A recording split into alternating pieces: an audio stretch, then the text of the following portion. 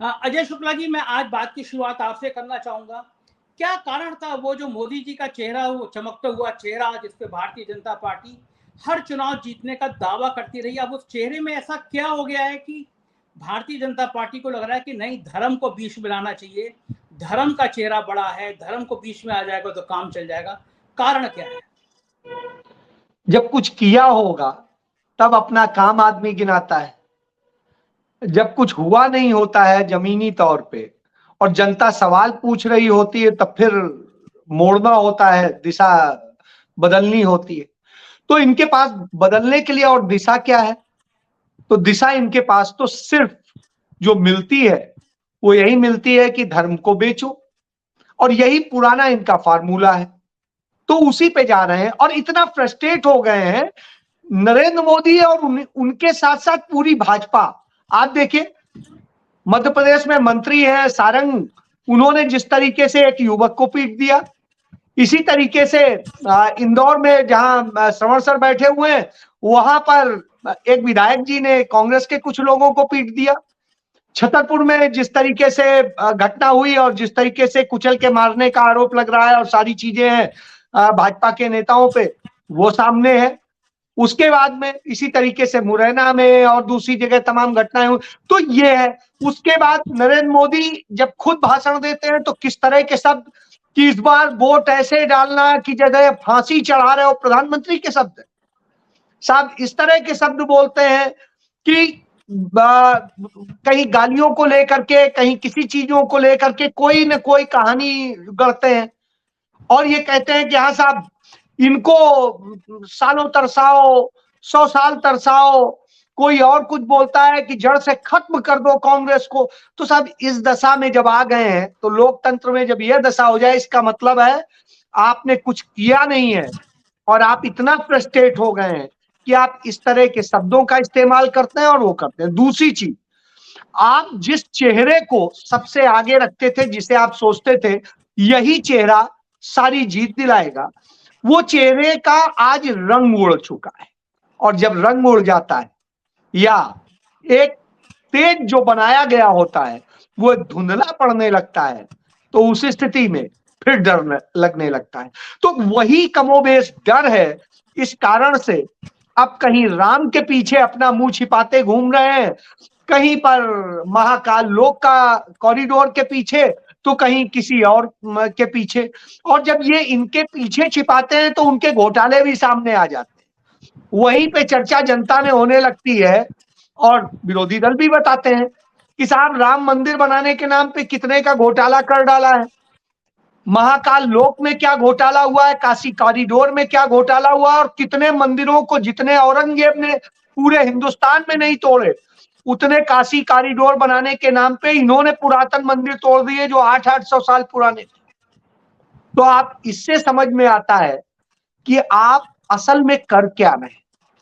वास्तव में ये सारी चीजें भी जब चर्चा चलती, जब आप कहेंगे धर्म का आड़ लेंगे तो दूसरे भी उस पर बताएंगे ही, लेकिन आपके पास में अपना बताने के लिए काम नहीं है। बस आपको जब आप घोटालों की, भ्रष्टाचार की बात करते हैं तो आप नहीं बता पाते हैं कि जो 250 घोटाले और भ्रष्टाचार किए हैं शिवराज सिंह सरकार ने, उस सरकार में, भाजपा की सरकार में उनका क्या है, उनमें आपने क्या किया है। तो साहब आप नहीं बता पाते हैं। आप छत्तीसगढ़ जाते हैं, आप रमन सिंह सरकार के घोटालों पे कोई चर्चा करने को तैयार नहीं है, बात करने को तैयार नहीं, बोलने को तैयार नहीं। आप जब आप जाते हैं राजस्थान, तो साहब आप पिछली भाजपा सरकार के हुए घोटालों पर ही जवाब देने की स्थिति में नहीं होते। जनता पूछ देती, बताइए ये भर्ती घोटाले तो आपकी सरकार के हैं, आप कह रहे, अब कह रहे हैं कि आयोग बनाएंगे, जांच कराएंगे। तो 9.5 साल में कितने आयोग बनाए, कितनी जांच कराई। यही वजह है कि नरेंद्र मोदी अब हर जगह राम मंदिर के पीछे कहीं पे छिप रहे हैं, कहीं किसी और के पीछे, और कांग्रेस पर और दूसरों पर गाली देने का आरोप लगाते हैं। दूसरी तरफ राहुल गांधी कहते हैं मुझे चाहे जितनी गाली दे लो, लेकिन इस देश की जनता, इस देश के लोगों के लिए करो, मैं हर गाली खाने को तैयार हूं। यह अंतर खड़ा हो जाता है, इसलिए डरते हैं। जी बिल्कुल ठीक बात है, कह रहे हैं आप। और ये बड़ा टिपिकल मामला है 2014 और 2019 के चुनाव में। एक बड़ा चेहरा जिसके आधार पर आप चुनाव जीतने की दम बढ़ते हैं कि ये चेहरा हर जगह चुनाव जिता देगा, लेकिन वो चेहरे के नाम पर नहीं, अब आप धर्म के नाम पर उतर आते हैं। राजू विलियम जी, ये डर क्या कहलाता है? क्यों नहीं मोदी के सिर्फ और सिर्फ मोदी के नाम पे चुनाव लड़ा गया? मैं खुद मध्य प्रदेश गया, मैंने देखा जगह जगह होर्डिंग लगे थे, राम मंदिर बन रहा है, राम मंदिर का विकास हो रहा है, राम मंदिर हमने बना दिया। तो फिर आप धर्म के आधार पे क्यों लड़ रहे चुनाव? मोदी जी के चेहरे पे लड़ो ना, विकास की बातें करो। आपने 5 ट्रिलियन इकोनॉमी बनाने जा रहे हैं आप रूस और यूक्रेन का युद्ध रुकवा देते हैं। आप इन बातों पर लड़ो ना चुनाव। क्या कारण है राजू विलियम जी, ये पल्ला बार बार बदलता क्यों?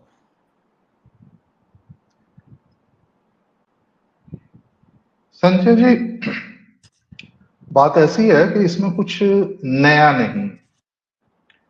आपका जो आज का जो विषय है कि विकास नहीं धर्म के नाम पर क्यों उतरी भाजपा, जो धर्म है वो इसका आधार है, इसका विचारधारा आधार है। जो ये राष्ट्रवाद, हिंदू राष्ट्रवाद की हेजमनी के ऊपर टिका हुआ है इनका, तो इसकी बात करना, इलेक्शन कौन सा इलेक्शन है, प्रादेशिक इलेक्शन है, आम चुनाव है, उसमें इनके आंकलन के मुताबिक इनकी जीत के, पार्टी की जीत के कितने का आसार है, उतनी ही डिग्री में ये धर्म का जो है आह्वान करते हैं और उसको इस्तेमाल करते हैं, और ये करेंगे, इसमें कोई नई बात नहीं।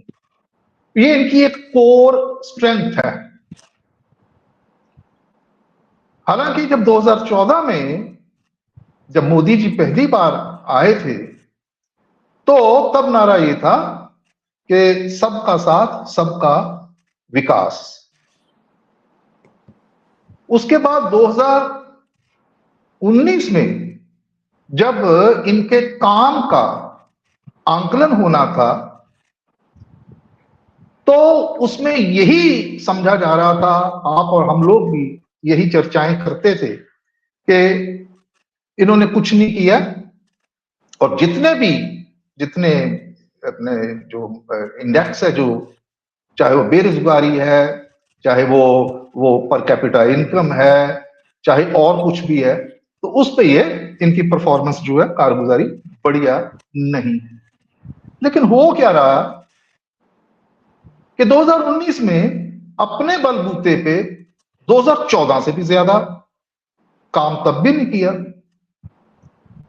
अब की बार ये देखना है कि क्या ये तीसरी बार भी ऐसा चलेगा बिना काम के। तो मुझे ऐसा लगता है कि देखिए, बात ऐसी है कि जो चर्चा आप और हम लोग करते हैं ना यहां पे बैठ, और जो लोग सोचते हैं, उसमें अंतर होता है।